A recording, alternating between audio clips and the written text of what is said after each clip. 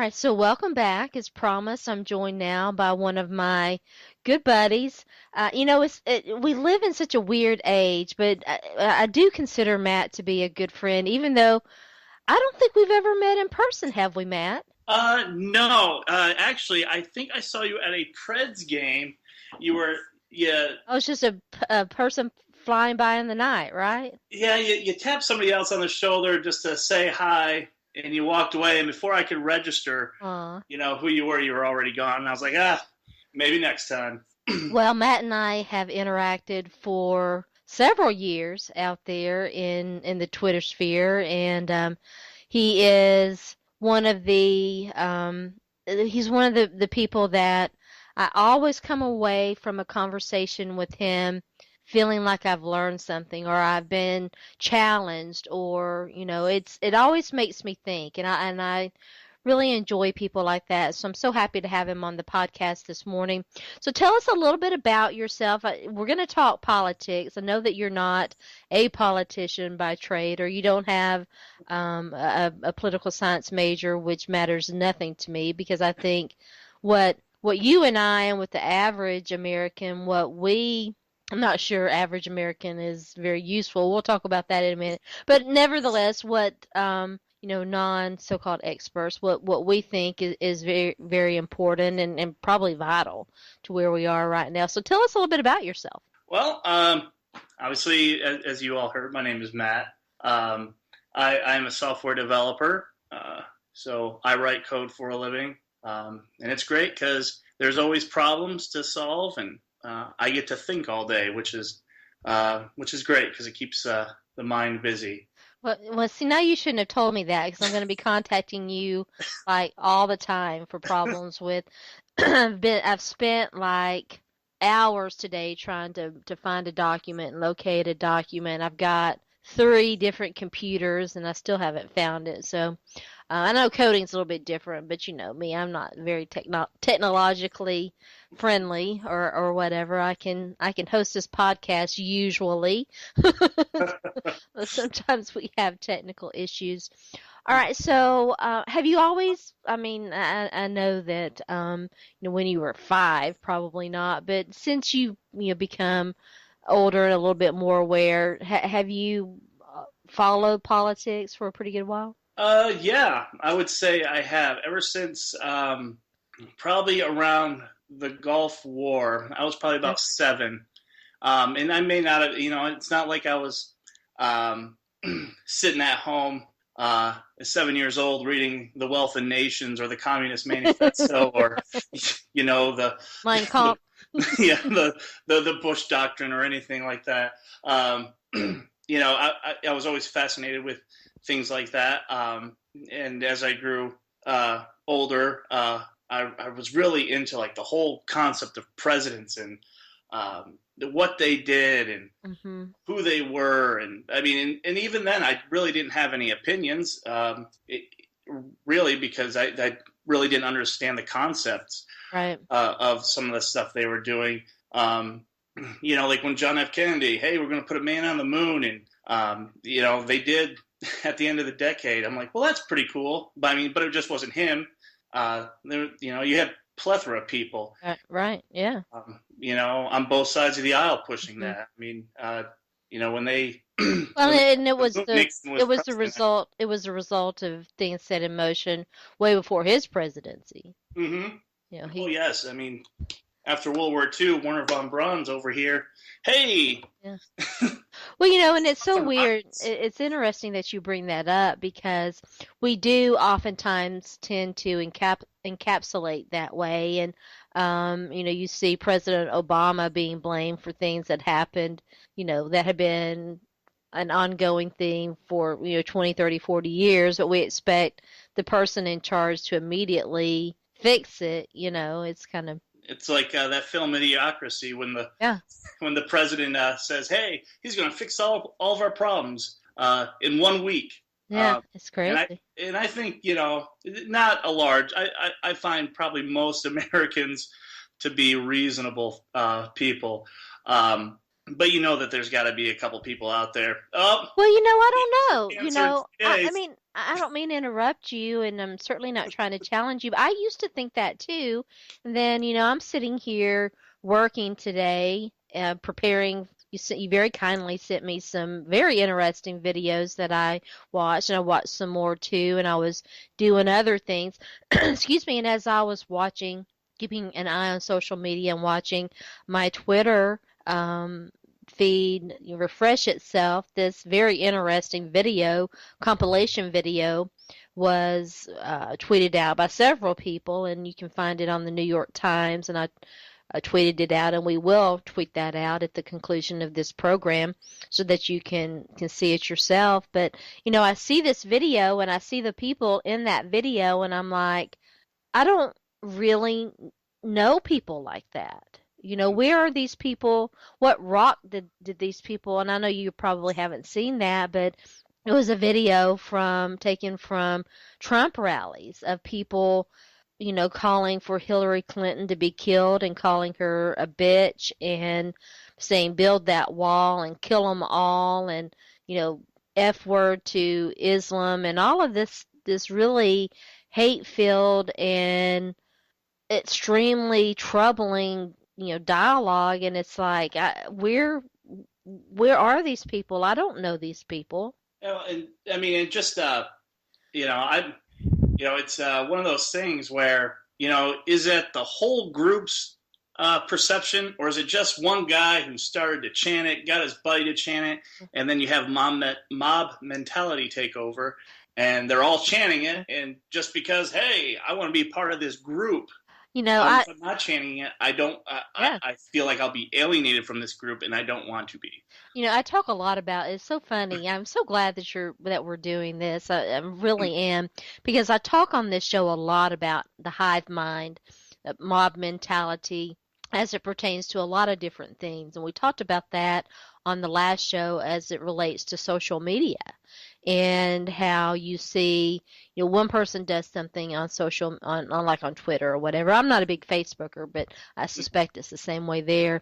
And then It's a cesspool. and then it gets some response, and then someone else will do it, and then it becomes this thing. We do seem to be living in an age where likability and tweet and retweets and likes and Facebook reshares and things of that nature drive so much of our conversation, and that's so troubling to me. Oh yeah.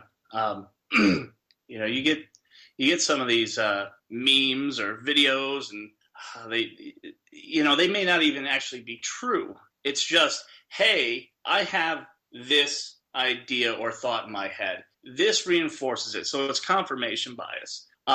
Because why do I need to further examine this Mm-hmm. if this thing is already saying what I'm saying, and I know I'm right? Yeah. I mean, we all do that too. That's not particularly Yeah. one group. Everybody does that.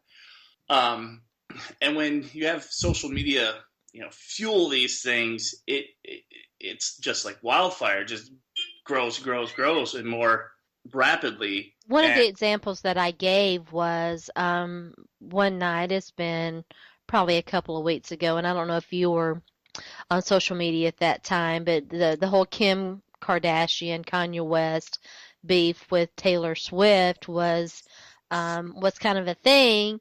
And and I'm not a huge fan of any of them. I used to listen to Kanye's music back when he was good, but those days are long gone.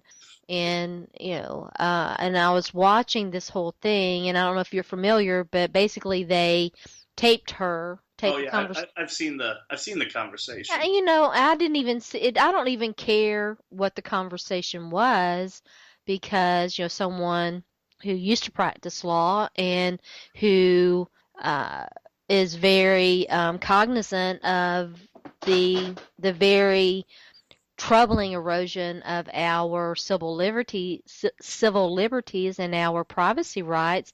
I'm watching this, and nobody seems to be concerned that regardless of the conversation, to me what they did was wrong. Yes.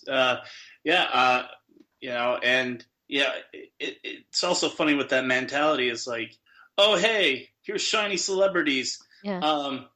Hey, Now granted, this, Kim and Kanye aren't the government yet. Kanye 2020. Right, Uh, exactly. I mean, uh, you know, hmm. so Well, if the Donald Trump government, can be a viable candidate, Kanye, because we do seem to be very much concerned with likability and who we watch on TV and who we like, who we listen to, trumps, someone who would actually do a good job. yeah, and yeah, that gets in that whole point of, it's like, hey, this person's saying what I like. Well, he doesn't have any substantial policies on this issue, or this issue, or he does. Then he changed it. Then he changed it back, and now he just doesn't know what the hell he thinks. Yeah. Um, and when you bring that to light, it's like, oh, I'm so angry with you because you're taking that piece of what I like about him, just goes off the hip or whatever. Um, yeah, that's fun in a Clint Eastwood movie, but this is Right. the real world. Yeah. Actions have these consequences that affect a lot of people. Hmm. It's, I mean, when you're saying, hey, we're going to ban a whole religion, I mean, whew, I mean, there are countries that do that. I Well, mean, we left a country because they were doing that, I yeah, mean, this country was founded on the principle of having that freedom mm, of religion. And I think that's one of the more troubling things about what I'm seeing with Donald Trump and his Trumpettes is that, or Trumpeteers, whatever you want to call them, is that their ideals are anti-American. I mean, they profess to be what America is. No, it's the antithesis of what America is. yes, and that kind of falls into the whole authoritarianism aspect of our politics. Is you don't want the government to tax you. You don't want the government to tell you what to do. You as an individual, but you have no problems telling having the government tell a group that is not you what the hell they can do. Yeah. Well, I So, mean, and the thing about the Republicans and their whole, um, you know, supposed anti-government spiel is that it's complete and utter bullshit. yeah. Because they definitely want to regulate my body, and that's the antithesis of an anti-government governmental agenda. You know, Yeah. I mean, if they Oh, were truly about that, they would be, for women having agency and control over their own body, but they're not, and it's mhm. hypocritical, and there's so many examples we can give. So we were having a conversation via social media, which is kind of how we ended up with this podcast. You have some very interesting ideas, and I was talking about labels, which I think are completely and utterly outmoded. Labels such as liberal and conservative, and so give us your thoughts on where you think we are politically and what to make of labels. Like you mentioned authoritarianism. Yeah. um, I'm very poorly segueing into that, but tell our audience a little bit about your thoughts on that and what you think about those labels. Well, I mean, a lot of folks, this is taught in school and things. At least it was when I went. Who knows what? I'll ask my daughter when she starts school what her government Well, classes there teach. you go. um, uh, that our political spectrum is just left to right, which that works fine for economics. All the way to the left, if these were going from 0 to 100, um, would be full socialism. All the way to the right at 100, and that's just a scale. That's not saying that's good or bad. This is just a linear scale. And that at 100 would be full capitalism. And then if you start at 0 on the bottom of the y-axis, so this is going to be a Cartesian grid or coordinate grid from your math class. Mm. If you start at 0, would be libertarianism, not as a philosophy, not as the political party, and all the way up to 100 is authoritarianism. Now, so you could have Democrats, Republicans, actually, a lot of our political parties in this country are in the first quadrant, uh, where they're above the separator between authoritarianism and libertarianism on the more authoritative side, and they're to the right of the center economically, so which means it's more capitalist. It doesn't mean it's more Republican or more conservative or anything. It's just more capitalist, which we are a capitalist country. I mean, that's Oh yeah. we strive for innovation through capitalist policies. A lot of people always say, "Man, I work hard, I'll be rich." And that's just a generalization. That's not like a slide to Yeah, anything. but really, and I agree. I think we at least pay lip service to being a capitalistic society. I don't know that what is and I was watching a video from the guy that you sent me some videos from. I mean, what exactly is capitalism, and how do you have pure capitalism in a society where, if you take pure capitalism to its extreme, you get where we are with the 1% and the rest of us barely getting by.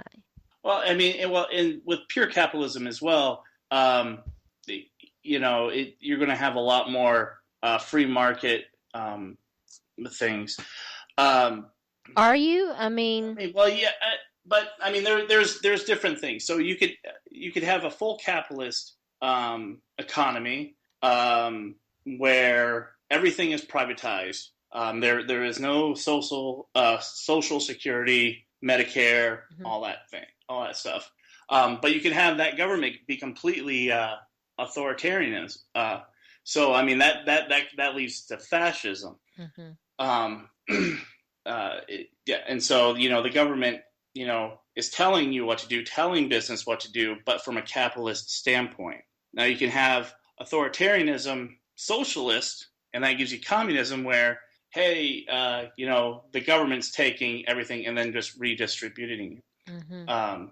And Well, of course, there's other laws and things. I'm not saying like, oh, hey, it's going to be worse over here than it is over there. That's just from the economic and the government standpoint. That's not talking about any sort of laws or anything. wealth redistribution, if we're talking pure forms, isn't in. I mean, it's not inherently bad, because if you get capitalism at its extreme, you get, as you said, authoritarianism, where those who own and operate those private industries that you're talking about get to set prices and wages without any sort of regulation. And then I mean, regulation is a form of wealth redistribution. Mm-hmm. So wealth redistribution isn't inherently bad. Mm-hmm. It's all Oh, in how you look at it. oh yeah, and I agree. I mean, you'll have plenty of capitalists with the free market and the invisible hand. As services grow more in supply, the cheaper they would get, or in less demand, they'd get the whole supply and demand route. Um, Healthcare, if and it all Yeah, depends I mean too. that's a form Uh, of wealth redistribution. I mean it wealth redistribution is, and I will say it again, it is not inherently bad. It mm-hmm, can be a good thing. I want to ask you, I don't mean to move on so abruptly, because we're going to run short of time, and I definitely want to get into the whole concept of representative, some people like to say representative democracy, mm-hmm. and whether that's a good thing or a bad thing. And then we're going to talk about the shit show that is election 2016. Oh yeah. Well, so what this country, the United States, is a constitutional republic hmm with a representative democracy, and so that means you have a central government of just all encompassing, with a lot of uh, different areas that where you can kind of form your own laws.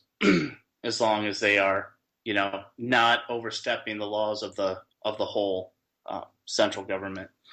And so you have these representatives. Now, in the Constitution, it says, hey, one representative, well, at least one representative from each state, um, and one representative per 30,000 people. Mm-hmm.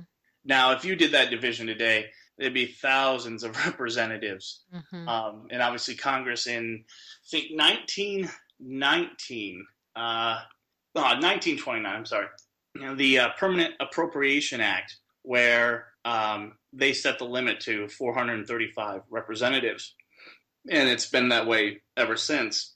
And then every census, they redraw the lines in regards to district based on population, and this gets into gerrymandering and things where the the political party that is in power, whether it's Democrats or Republicans, carve out the districts to benefit their seats. Now, that would be great if everybody in that district was a Republican or a Democrat or a Green Party or a Libertarian or whatever, because then you would have a fully representative district. However, a lot of these districts, you may have 51% Republican, 49% Democrat. Now, are those 49% Democrats being properly represented? Especially when the Republican or the Democrat, whoever's the representative of the minority spot, is probably just going to do the party platform, and you may not even be able to sway any of their decisions in regards to policy or anything. So there now, and that's the districts. You can change the representative makeup through different ways of voting. Yeah, I mean, isn't this where the moral authority of governance kind of comes into play? And even though you can't and shouldn't really represent, I mean, you don't want to be representative of the racist and misogynist in your population, right? Well, morally, probably not. um, in this will And sound that's bad. not good for your country. No, and I'm not saying that that's right. But in true democracy, they technically have a voice as well. But yeah, you probably don't want to base laws based on being anti-woman or anti-minority and things of that nature. That things that would probably be morally reprehensive, regardless of your religion. But yeah, so you have different forms of voting that could, bring about more representation of the populace Hmm. into Congress. You have ranked voting, where there's, you have a handful of candidates. You say this guy's number one for me. If that guy doesn't do it, this guy's number two. This is number three. You also have rated voting, where the vote what you rate a candidate is weighted against everything else. So if we took, let's take the four presidential candidates and say that they were representatives. Hmm. So you have Trump, Clinton, Gary Johnson, and Jill Stein. So you could say, oh, I rate Gary Johnson an 8. Hillary, I'll put her at a 6. Jill Stein, I'll put at a 4. Trump at a -3. And so they take these and they weigh them up against, and you can get a vote of what people are really going after with their vote. But yeah, first past the post is a bitch, because it just takes, hey, whoever had the most votes. But what's the alternative? What's a better alternative? I mean, like the two examples I gave are pretty good, because at least you have more of a say in your candidate. You can at least say, I really want this person, but if that doesn't work out, I can go to this person. First past the post, you have, the spoiler effect and everything just really whittles down the parties to about 2 parties. Yeah, but Uh, really in reality we don't even have that with the electoral college and super delegates and all of that. I mean, I suppose if you're talking strictly, like popular vote, right? mm-hmm. Maybe, but we don't really. I mean, the popular vote doesn't get you there. It's a little bit more convoluted than that. I mean, I don't know. I think that you certainly have a duty to listen to and represent your constituency. There's no Right. question Right. about that. That's the nature of what you've been, hired for, really. Mm-hmm. Yep. But I think, it's an interesting discussion because I can see how it would be twisted. I can see how easily it would be twisted because you say you're doing something it's best for our country, and you see this rhetoric in what Donald Trump is trumpeting, and some of the other Mm-hmm. nut jobs on that profess to represent the Republican Party. We're not going to have time to talk about those labels. I hope that you'll come back and we'll continue this Oh yeah. discussion. We've got like 4 months. Lord help us. We've got four Yeah. more months of this nonsense. Oh, It really is interesting. I think that we've got to sit down and examine those labels because, and as you and I were talking, we'll have to end on this. But as you and I were talking the other night, I mean, like President Obama, he mm, could have run as a Bush Republican. yeah. I mean, if the Republican Party was welcoming toward minorities in any real sort of sense, and I know that there are women and other minorities in that party, but I question their sanity right now because the Republican Party has been co-opted by crazy people. Mm-hmm. Oh yeah, and uh, that it's the Republican Party and the Democratic Party. That they're private entities. They run in their candidates, um, Well, we and here they in have their rules. Tennessee, I mean, we here in Tennessee, we have what is affectionately, I think, termed Southern Democrats who are nothing but full right, I mean, again, I'm using these labels too, but Hmm. right-wing Republicans. Yeah, and then the other term would have been that was tossed around as blue dog Democrats. Yeah. That the whole either they're conservative Democrats or liberal Republicans. And I mean, the Democrats had that too. I mean, in the '80s, you had Reagan Democrats. Yeah. Yeah. These conservative Democrats that Yeah. you know, weren't for the liberal economic policies of the Democratic platform in the '80s. Well, you'll have to come back and we'll talk and explore I found the video from Mr. Green. I believe his name is Jeff Green, the gentleman whose videos you sent me. Yes. The thing going back and looking at history is so fascinating to me. The rise of conservatism was very interesting, and I hope you'll come back and we can talk about that and explore some more of these discussions about labels. And I mean, Bernie Sanders, who has socialist policies, it ran as a Democrat. It's kind of crazy. It's just so crazy to me. Matt, do you want people to follow you out there on social media? If you do, tell everybody where to find you on Twitter or whatever other social medium Uh, thing you use. yeah. You can find me on Twitter at Woodstock, except the O's are zeros, and it's W00DSTOK. All right. Well, we'll tweet it out so that everybody can find it and let you know when this is gonna air. We're recording this on Wednesday night for a podcast on Friday. Thank you so much for joining me. I really do appreciate it. Hey, no problem.